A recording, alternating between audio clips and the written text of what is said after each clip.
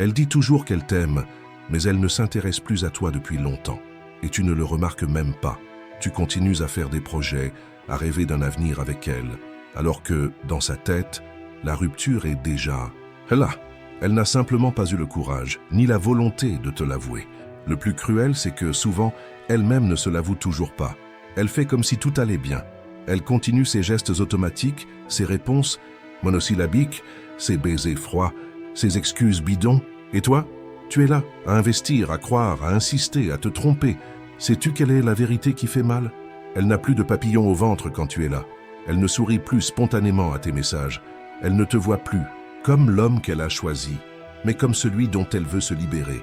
Et pourtant, tu restes aveugle, parce que tu as appris que l'amour est une question de persévérance, que la présence est une preuve de valeur, et que, si elle est distante, tu dois redoubler d'efforts, être plus compréhensif, plus affectueux, plus disponible. Juste au moment où tu devrais être plus attentif, plus froid, plus rationnel.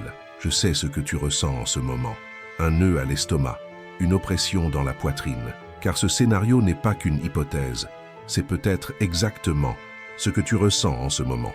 Peut-être es-tu dans l'angle mort où la plupart des hommes échouent, ne pas remarquer les signes silencieux, qu'elle a déjà perdu tout intérêt pour toi, qu'elle est déjà ailleurs émotionnellement, et que tu n'es qu'une routine, une habitude, un réconfort qu'elle n'a pas encore eu le courage d'abandonner.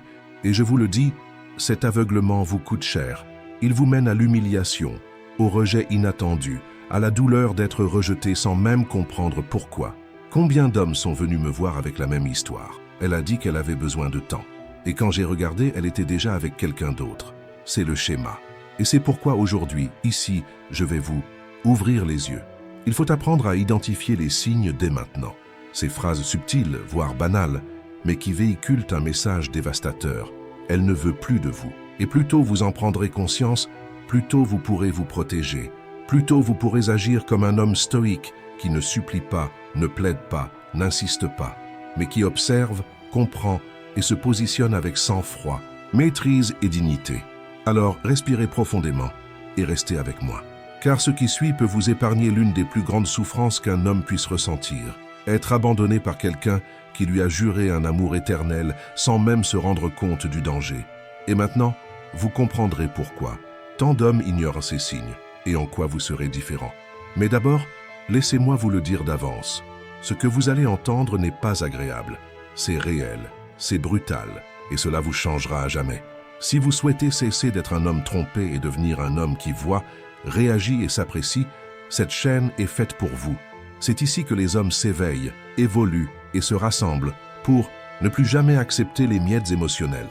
Alors, si ce message vous a touché et que vous souhaitez participer à cette véritable transformation, abonnez-vous et likez.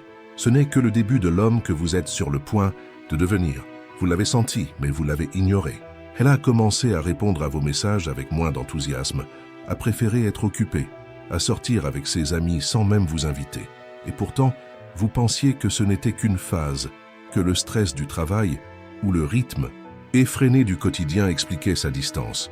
Peut-être même que vous lui avez parlé et entendu un classique « Ça va, je suis juste fatigué ».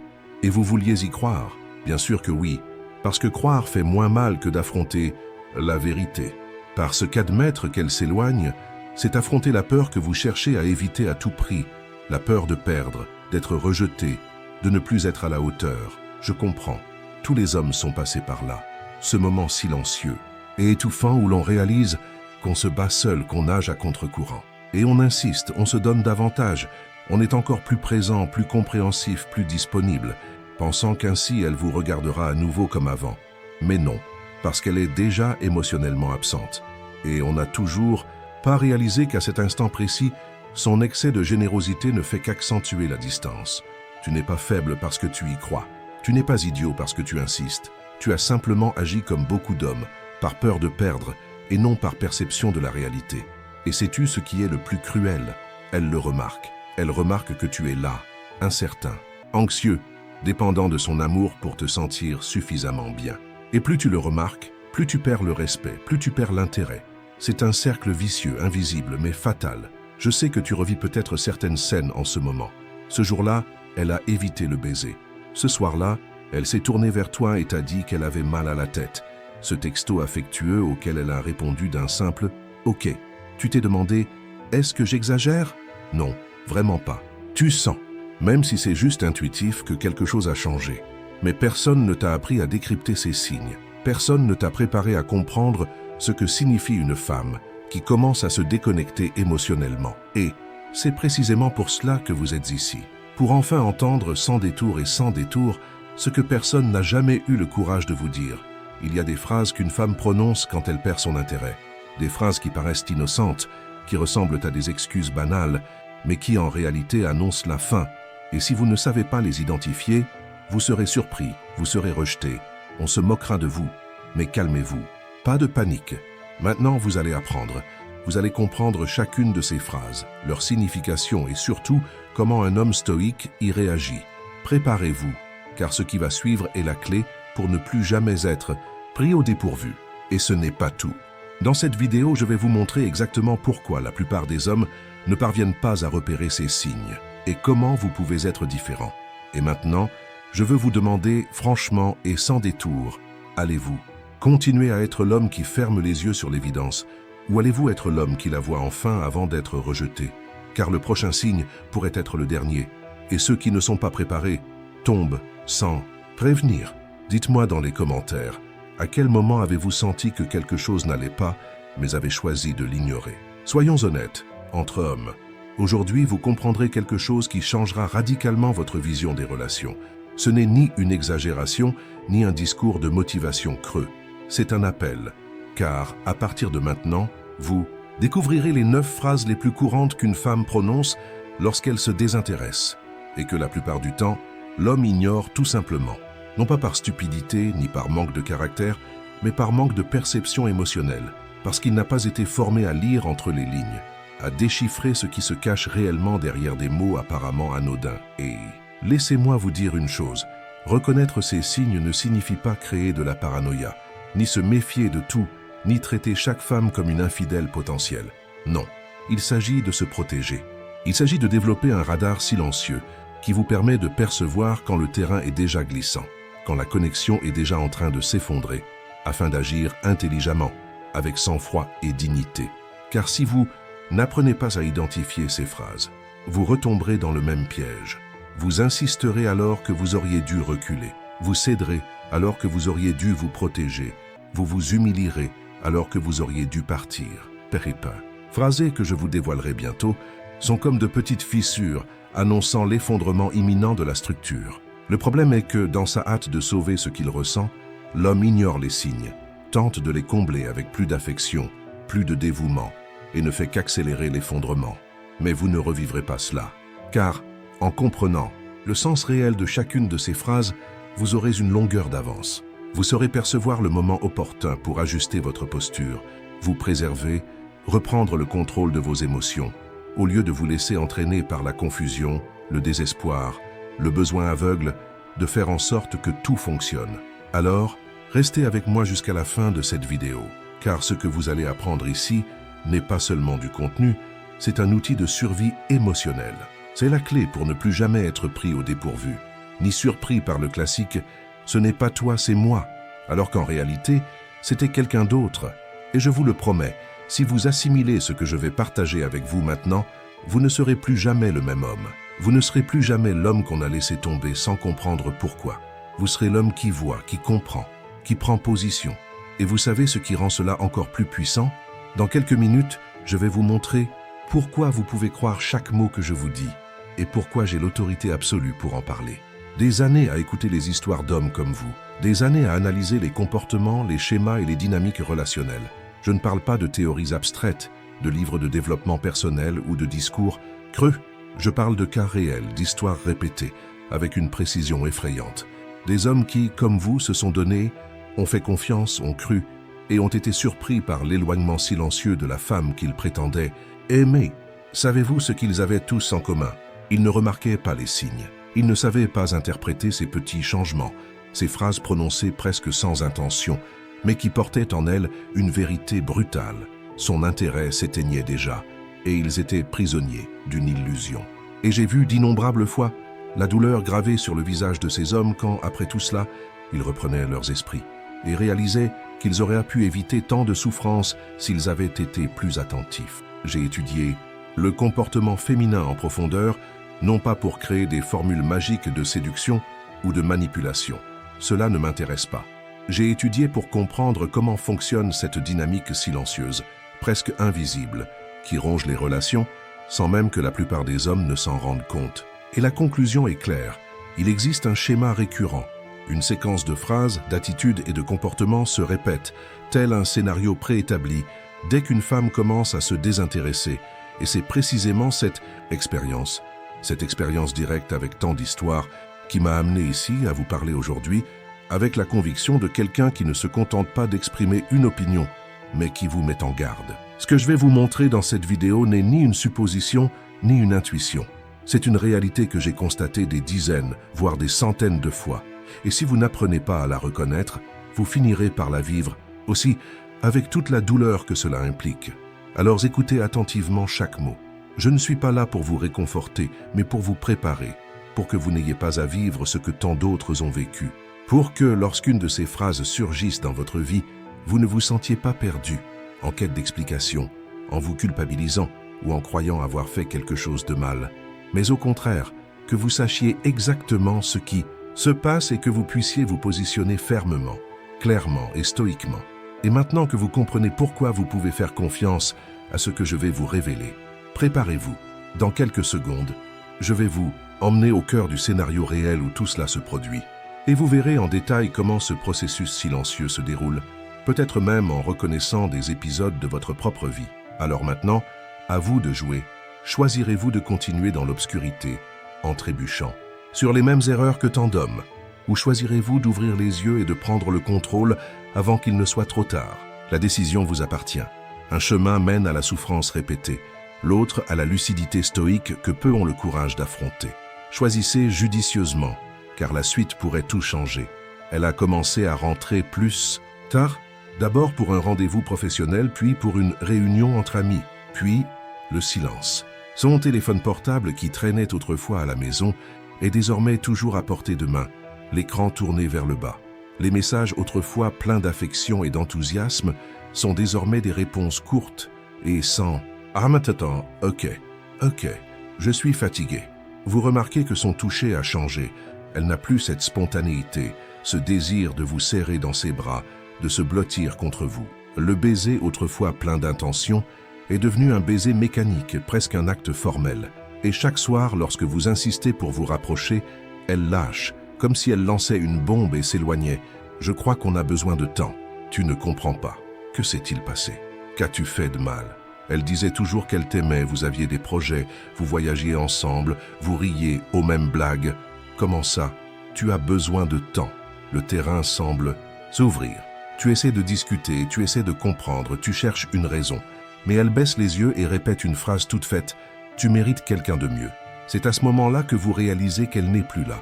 Que depuis des semaines, voire des mois, elle se referme émotionnellement. Mais au lieu de vous le dire ouvertement, elle préfère faire des déclarations ambiguës et des excuses déguisées, essayant d'adoucir le choc, de se débarrasser de la culpabilité qu'elle ressent au fond d'elle. Et vous entrez dans le déni. Vous cherchez des excuses, c'est le stress du travail. Ce n'est qu'une phase. Elle réalisera combien je l'aime et elle redeviendra comme avant. Mais elle ne le fera pas, parce qu'elle ne le ressent. Plus, parce que pour elle, la relation est déjà terminée. Il ne reste plus qu'à l'officialiser. Et pendant que vous essayez de raviver ce qui est déjà mort, elle se prépare déjà à passer à autre chose, à vivre de nouvelles émotions, peut-être même avec quelqu'un d'autre. C'est le scénario réel que vivent beaucoup d'hommes.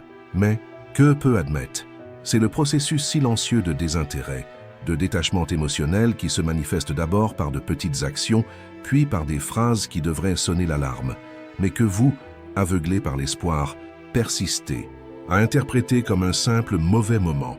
Mais ce n'est pas un mauvais moment, c'est une fin déguisée, et plus vous attendez pour vous en rendre compte, plus vous vous enfoncez, plus vous vous humiliez, plus vous abandonnez le peu de dignité qui vous reste.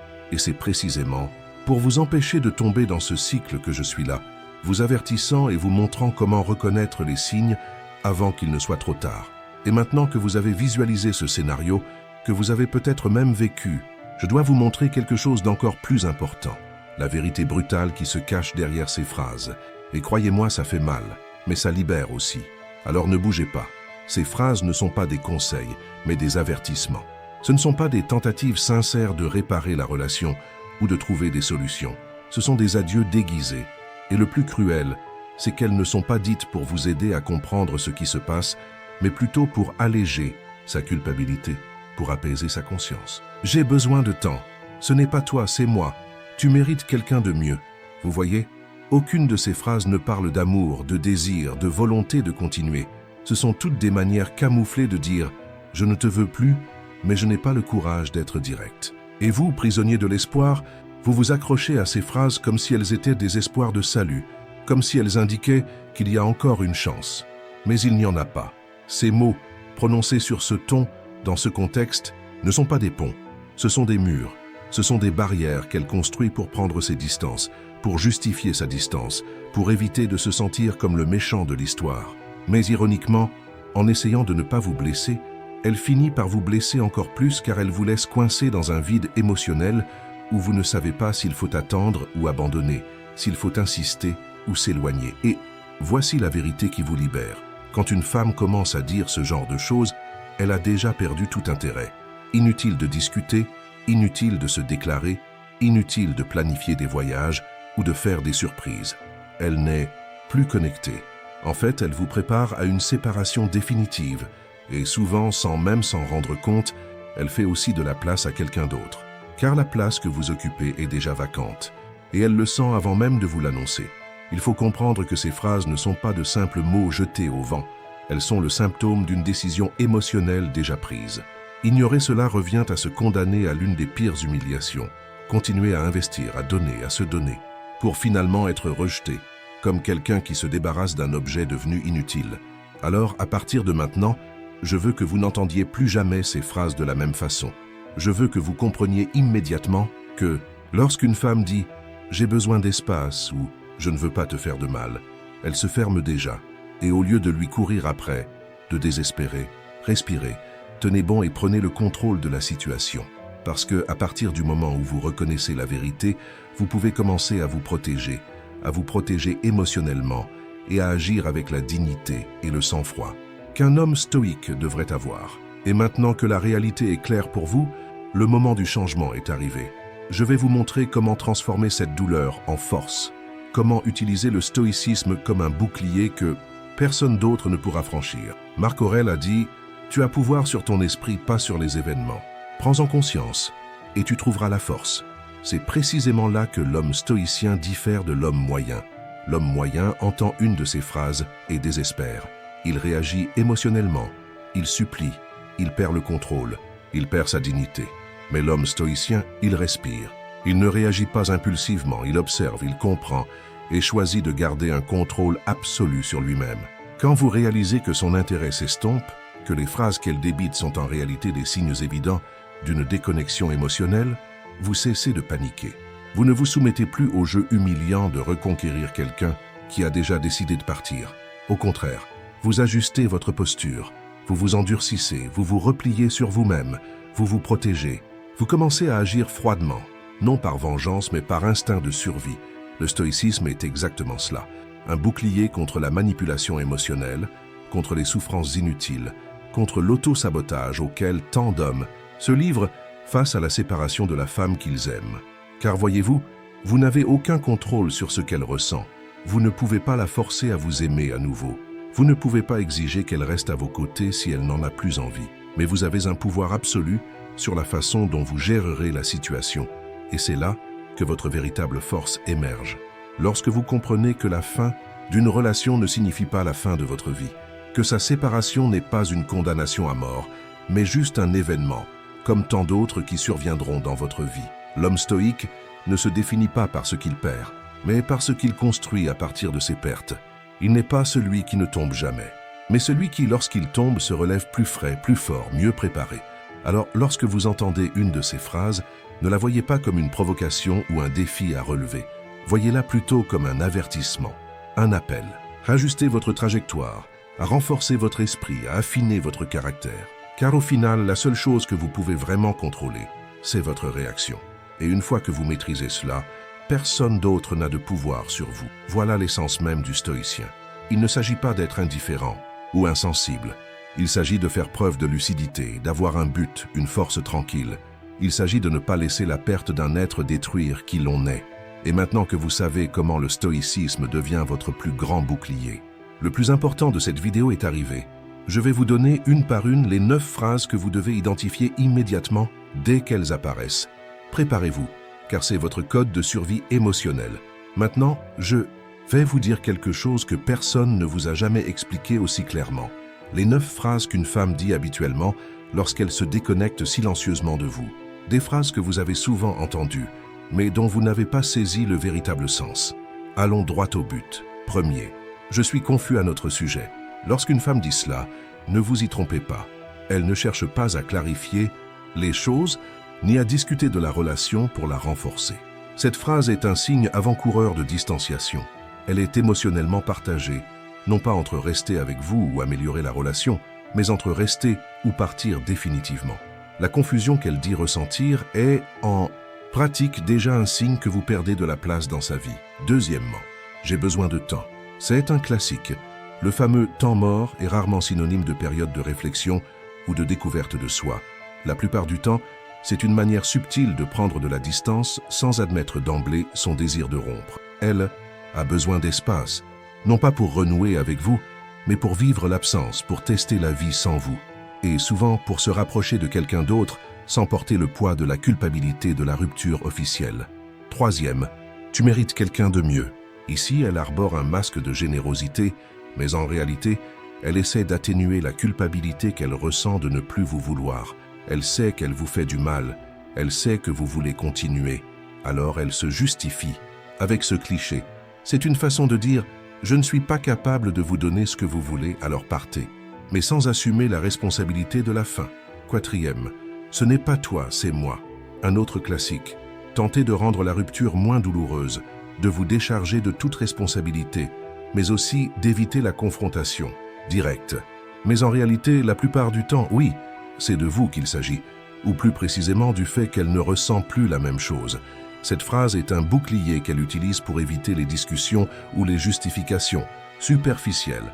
Cinquième, j'ai été tellement occupé ces derniers temps. Occupé?